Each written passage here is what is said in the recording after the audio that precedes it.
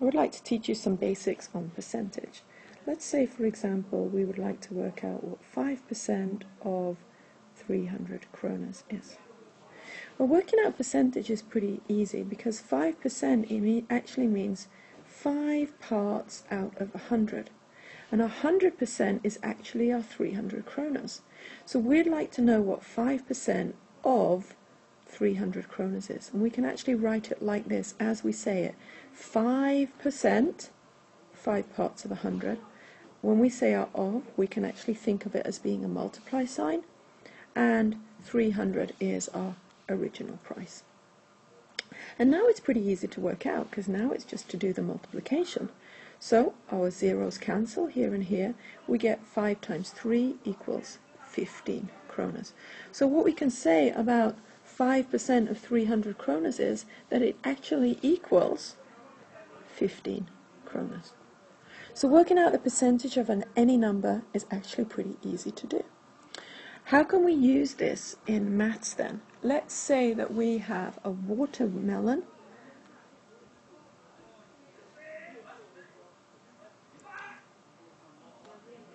that actually weighs 3 kilograms.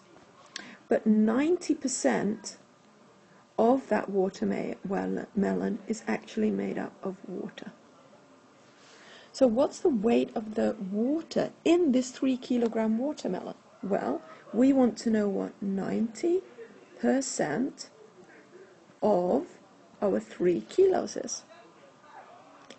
Well, that's pretty easy because 90% is the same as 0.9 multiplied by 3.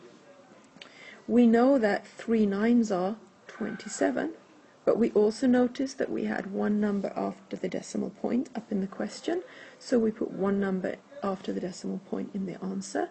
So 90% of our watermelon, which is all the content of the water, will be equivalent to 2.7 kilos content of water in the watermelon. So that's how we can actually use percentages to our advantage.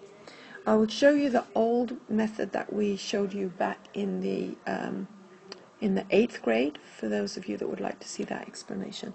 Same question here. Watermelon weighs 100, which is the same as 100% of our watermelon. The whole watermelon weighs 3 kilos. So we can set that up. 100% of our watermelon is equivalent to 3 kilos in weight. So the way that we learned in the 8th grade was, okay, let's first work out what 1% is equivalent to. By dividing 100% by 100, that gives us what 1% is equivalent to. Same thing on the other side of our equation, divide by 100. So gives us 0.03 kilos. So 1% of our watermelon is equivalent to 0.03 kilos. So we don't want to know what 1% is. We actually want to know what 90% of our watermelon is. We get to that by multiplying by 90. So 90% of our watermelon would be equivalent to 0.03 times 90. Well, we know that 3 times 90 is 270, but we can see that in our original question we had 2 numbers after the decimal point, and therefore we must move the decimal point 2 places back, 1, 2, giving us a final answer of 2.7 kilos. Exactly the same answer, and it doesn't matter which method you use. What then do we do when we're thinking about percentage change? How do we work out percentage change in percent? Well, the formula is quite easy. The percentage change is the difference in price, either an increase or a decrease, it doesn't matter, divided by the price you're comparing it with.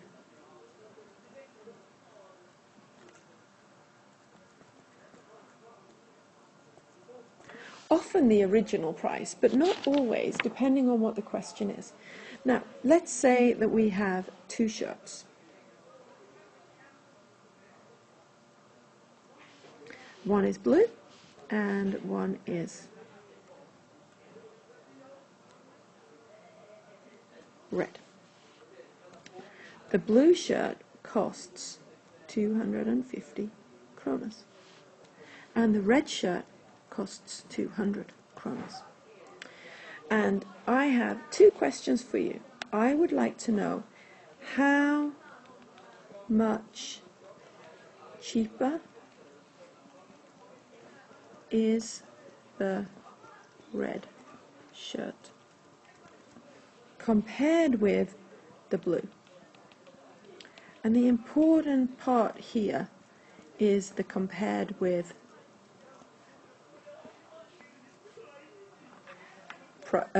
expression here, because that's actually telling you which number needs to be on the bottom. It's saying here, I want you to compare the price of the red shirt with the blue shirt. So that means the blue shirt's price goes on the bottom. So if I'm going to calculate the percentage change here of the red shirt, I need the difference, which is going to be 250 minus 200, compared with the blue shirt, which is 250. So I'm going to get that the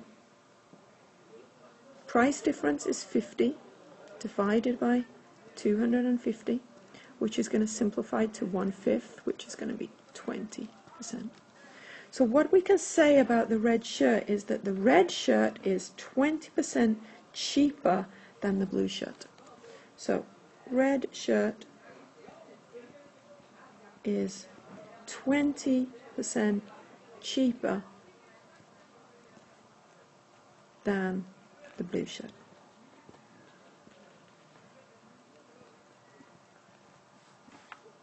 Okay?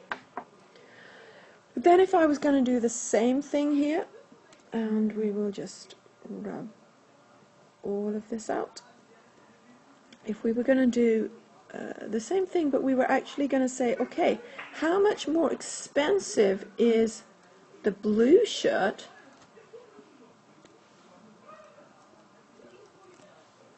and we want the word more expensive here. How much more expensive is the blue shirt compared with the red shirt? Well, we're going to have exactly the same price difference, so the percentage more expensive is going to be using the same formula up here. The difference in price, which is going to be 250 minus 200, divided by, we are comparing it now to the red shirt. So the red shirt's price is the one that should be on the bottom, 200. Giving us the difference in price is 50 divided by 200, which is going to be 1/4, which is 25%. So what we can say then about the blue shirt is that the blue shirt is 25% more expensive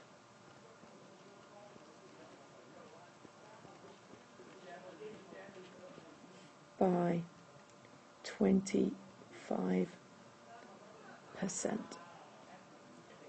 than the red shirt.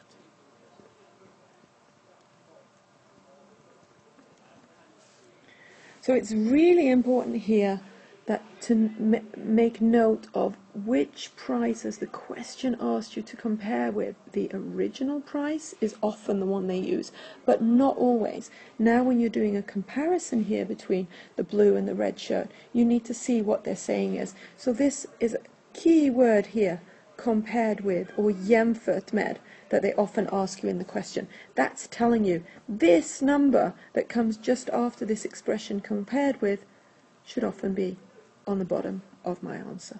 Okay?